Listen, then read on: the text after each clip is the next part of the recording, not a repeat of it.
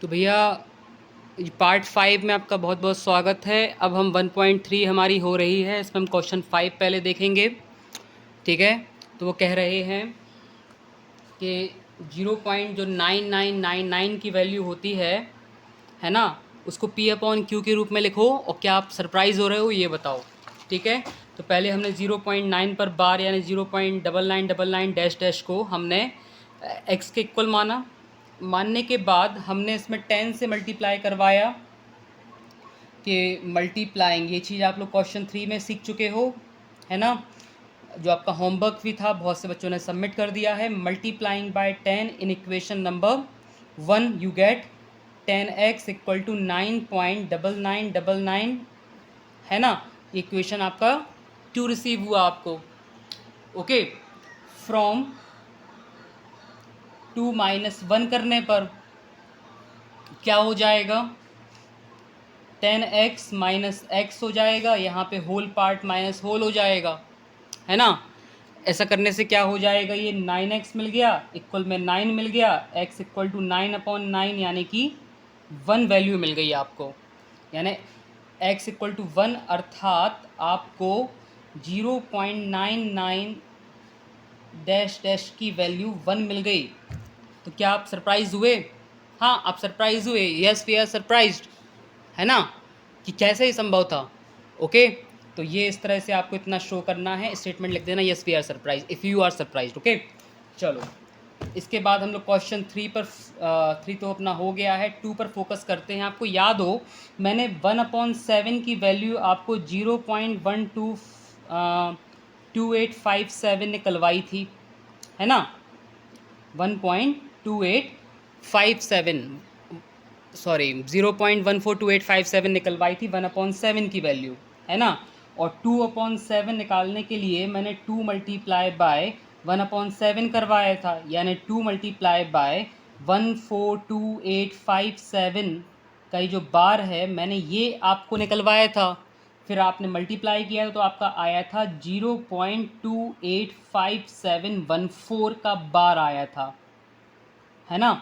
तो इसी तरह से आप लोग 3/7, 4/7, 5/7 और 6/7 के साथ इंसाफ कर सकते हैं और अपने आंसर्स निकाल सकते हैं। बस करना कुछ नहीं है, 3 मल्टीप्लाई बाय 1/7 लिखो, यानी 3 मल्टीप्लाई बाय 0.142857 का बार लिखो। 3 से इसमें मल्टीप्लाई करवा दो, 3 7 21 carry 2, 15 to 17 carry 1, 24 25 carry 2, 6 to 8 और 42 0.428571 का बार। आप इस तरह से इसको निकाल के आप फैसला कर सकते हो कि आपको क्वेश्चन 2 कह रहा था कि अगर 1/7 की वैल्यू इतनी होती है तो विदाउट एक्चुअल डिवीज़न बताओ। तो भैया अपन ने डिवीज़न कहाँ किया, मल्टीप्लाई किया जो 1/7 की वैल्यू थी, है ना। तो ये काम आप लोग करके इसकी प्रैक्टिस कर सकते हो, बाकी का यहाँ कर सकते हो। तो ये आपका ये आज का होमवर्क हो जाएगा। क्वेश्चन 3 बच्चे होमवर्क में सबमिट कर ही रहे हैं, आप लोग भी करते रहिए, ठीक है। फिर 5 को आप 1/17 को आपको डेसिमल में कन्वर्ट करना है यूजिंग डिवीज़न मेथड। और डिवीज़न मेथड से जब आप ये कर दो तो वो आपका होमवर्क हो जाएगा। आपको सेंड करना है कि बताओ रिपीटिंग ब्लॉक ऑफ डिजिट कि कितने समय के बाद आए। तो वो तकरीबन 31 प्लेसेस के बाद आएंगे आप लोगों का। तो तकरीबन 2 पेज एक डिवीज़न में यूज़ हो जाएगा। तो उसमें क्या करिएगा आप लोग, में कॉपी को आड़ा करिएगा, यहाँ से डिवाइड करना चालू करिएगा, ठीक है। तो 1/17 को आपको डेसिमल में कन्वर्ट करके लाना है, ये आपका होमवर्क है।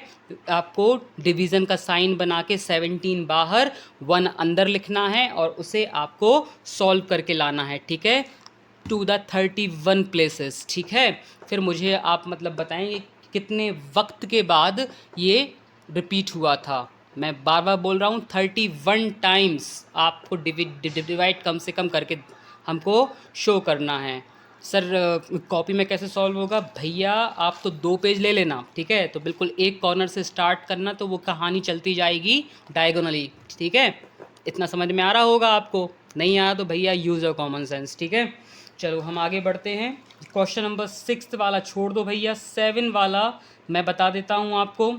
7 वाले में कह रहे हैं कि non terminating and non recurring यानी नॉन रिपीटिंग के डेसिमल एक्सप्रेशन के एग्जाम्पल्स लिखिए। बहुत आसान सवाल है।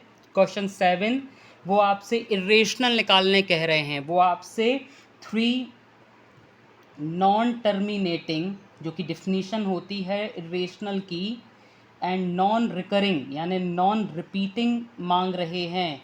अर्थात आपसे वो 3 इरेशनल्स मांग रहे हैं।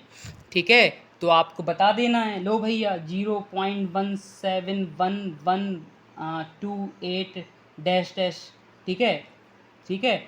अगला हो जाएगा 0.9271, ठीक है, 826 डैश डैश डैश। ठीक है, अगली बार 0.111213 डैश डैश डैश। ठीक है, तो इस प्रकार से आप लोगों को ये मैंने 3 दिए। आप लोग कौन से 3 दे रहे हो, बस आपको फोकस करना है कि एक निश्चित अंक के बाद 7 ना आके देखो 1 आया है ना। तो इस तरह से आपको मतलब बताना है। मैं यहाँ दे दूँ आपको 17। लो भैया, है ना।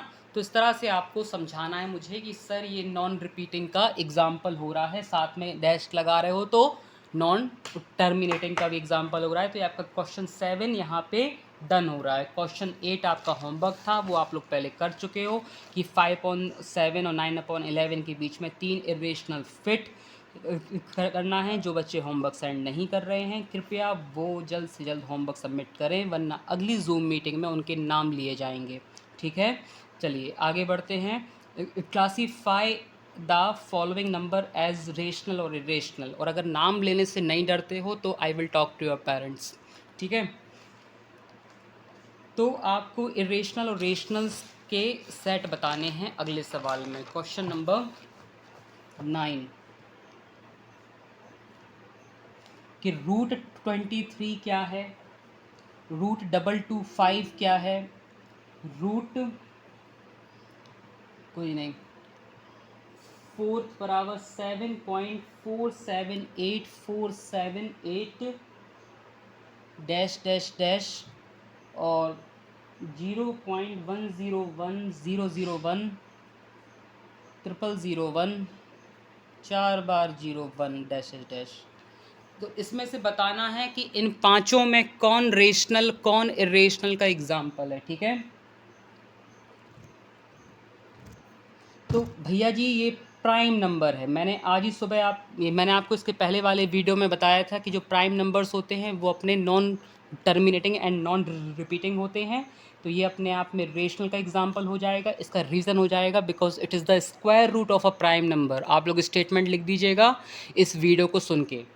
225 is the square root of 15, hence it is rational number because ये आपका होल या फिर नेचुरल में टूट गया है। ठीक है, तो ये आपका रेशनल का एग्जाम्पल है। 3796 आपका टर्मिनेट हो गया है। आप जानते हैं रेशनल की डिफिनीशन होती है कि जो भी तुम्हारा टर्मिनेट होता है। तो इसमें आप रीज़न लिख दीजिएगा since it is an example of terminating decimal expression, so it is it is a rational number. ठीक है, तो इसका रीज़न आप लोग ये लिखना, ये आपका होमवर्क रहेगा कि आपको ये बताना है कि रेशनल क्यों है और ये रेशनल क्यों है और ये इरेशनल क्यों है। मैं दोबारा बोल रहा हूँ, इसमें आप लोगों को लिखना पड़ेगा since it is a square root of a prime number, hence it is an rational number.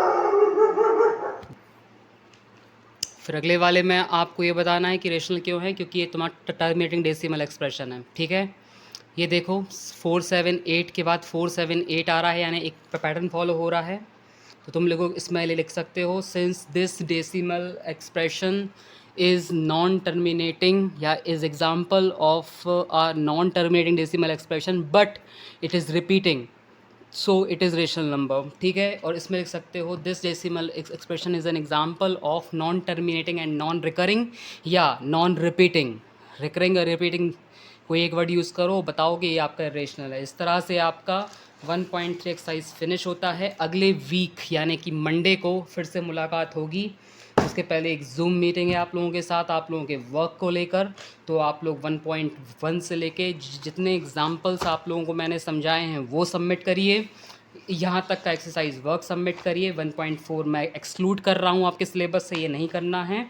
अगले वीडियो में या अगले वीक में अपन 1.5 और 1.6 को फिनिश करेंगे। 2 वीक में जब तक फिनिश हुआ है अपना, दैट्स कूल।